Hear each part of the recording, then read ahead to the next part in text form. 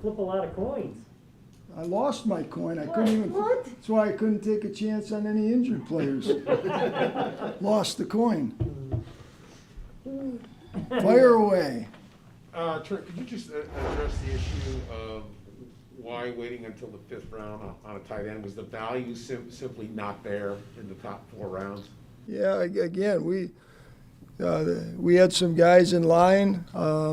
You can't control the board. The board kind of controls you at times, but we feel very good and fortunate to pick up Luke when we did. And again, filling that room is going to be an ongoing process, just like it is with every room. We're going to try to make each room as competitive as we can. We feel we made great strides in doing that this weekend, but we're far from finished. As a follow-up to that, are you still engaging in conversations to possibly acquire a veteran tight end? It's ongoing with a lot of things, to be honest with you, not just, that position, but in general. We set out to make this roster as competitive as we possibly could, and we're going to continue to work on that up till camp. And then once camp gets going, we're going to take the next phase.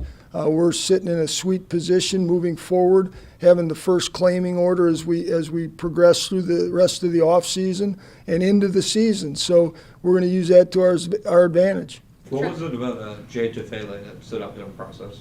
Put on the film. He's a +2 guy all the way.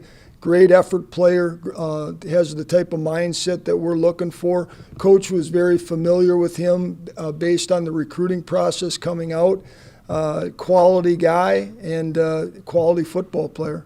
Trent, why the move Jay, up? I've been called a lot of things, never Yeah, Jay. sorry, we're talking about Jay, I'm saying Jay. Why the trade up for Jordan Smith? Why was it so important to get him?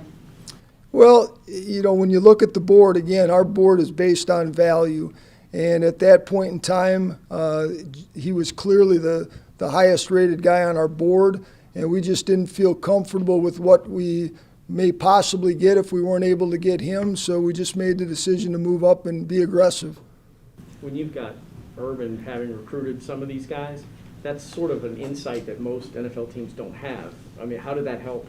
It helped a lot. When you look at what Coach Carroll was able to do when he first went to Seattle, his understanding of that group of young men that he had heavily been involved with in the recruiting process, I think you get to know him at a different level, especially in the situation we're currently in with COVID and inability to get in front of these guys.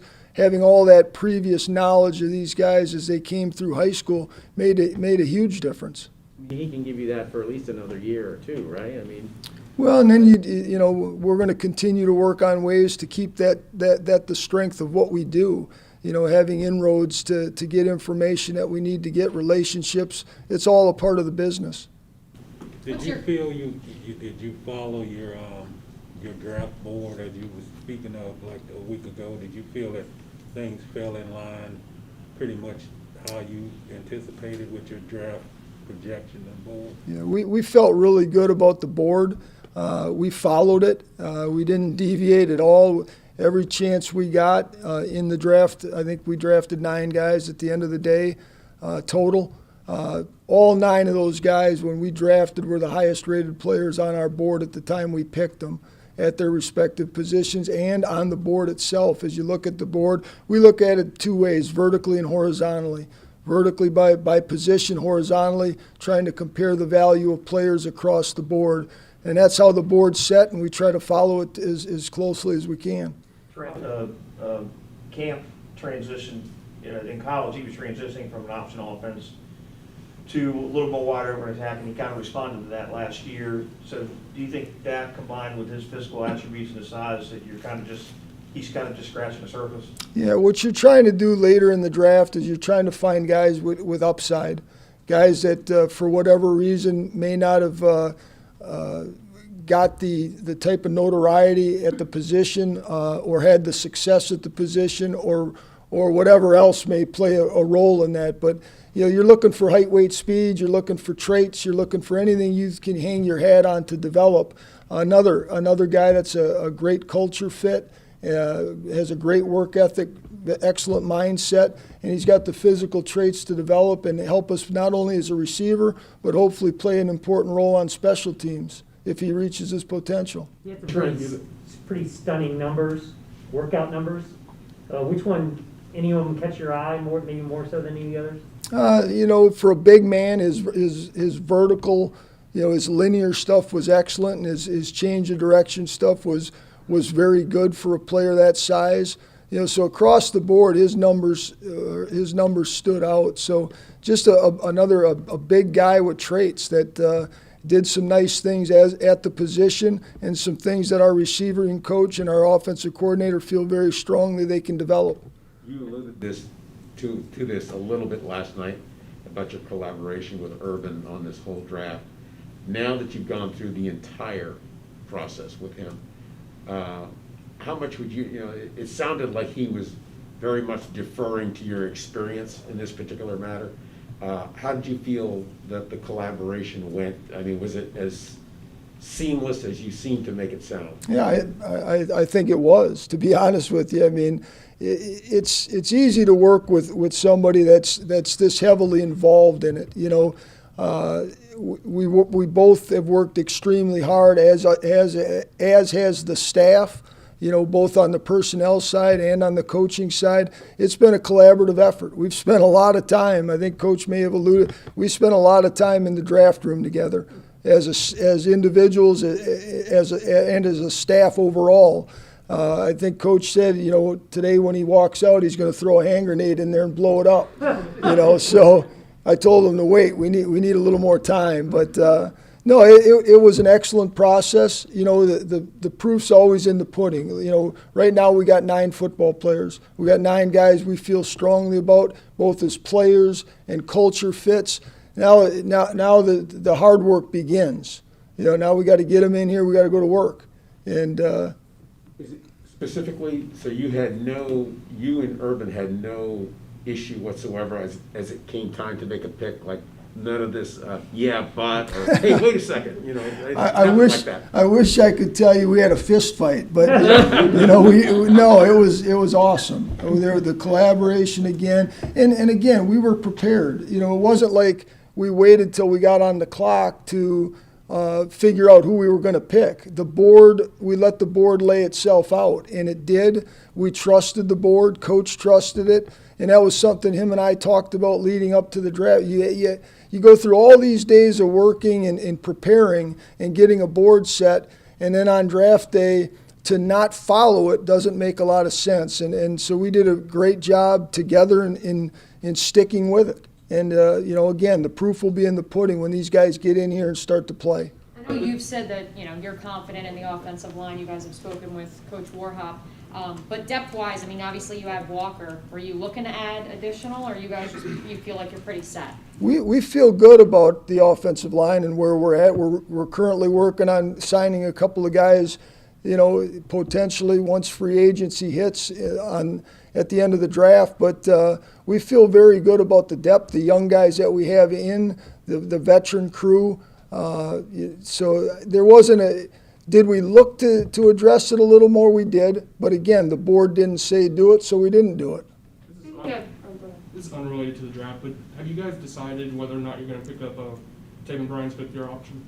Right now our whole focus was on getting through the draft. So once we get done with this, we'll take a day to breathe, and then we'll get back to put our heads back together and start working on future decisions. Speaking of free agency, what's the process of finding someone like a James Robinson? And do you have a number you're comfortable with, guys you want to sign?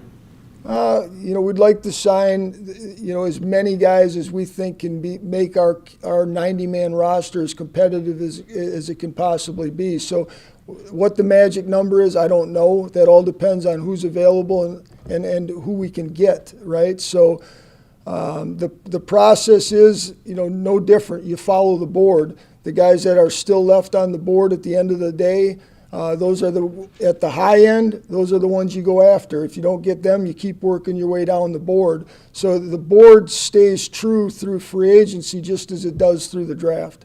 What traits as a pass rusher did Jordan Smith have that made him such a highly graded guy that you guys, like you said, just had to move up for? Well, he can get off the rock. He's 6'5" and change. He's got good first step quickness. He can get skinny.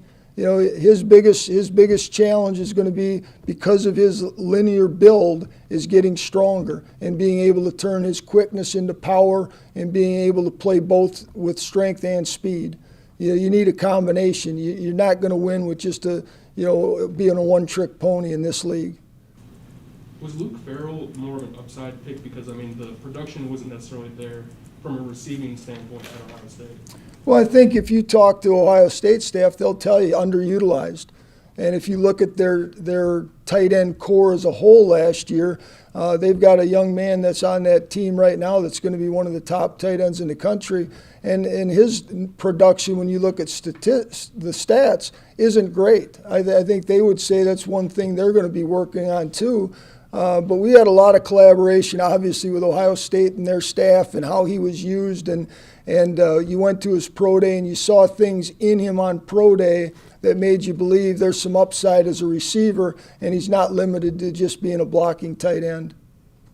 Could you give us a little bit of a timeline on when you will make decisions, whether it's on workout players or undrafted? I'm assuming that your signing of undrafted free agents will come before you make any decisions on any workout guys that you brought in. Yeah, there won't be any workout guys that we're bringing in this year. You know, I mean, after the draft, will we bring in a couple of guys periodically? Maybe. But, once college free agency's set, then we're going to be looking closely just at other teams who may be making cuts and that type of stuff. But there won't be a whole lot of workout guys coming in. I was referring to what you said the other night about Tebow. You said, we'll deal with that after the draft in terms of what you may, or if you choose to do anything with them or not. Yeah, that's a fair question. I think, we're going to sit down again a day. Let's let this thing breathe for a day. Let's catch our breath.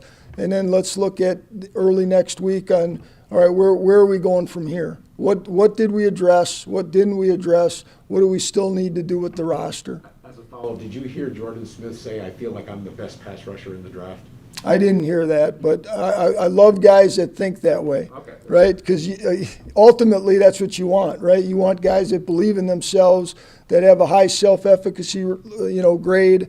Those guys that have that feeling and belief, if they truly believe it, they got the best chance to achieve it. Thanks, Trent. Thank you, Trent. Good. Thank you, Trent. Appreciate it. Have a great night. Coach will be down.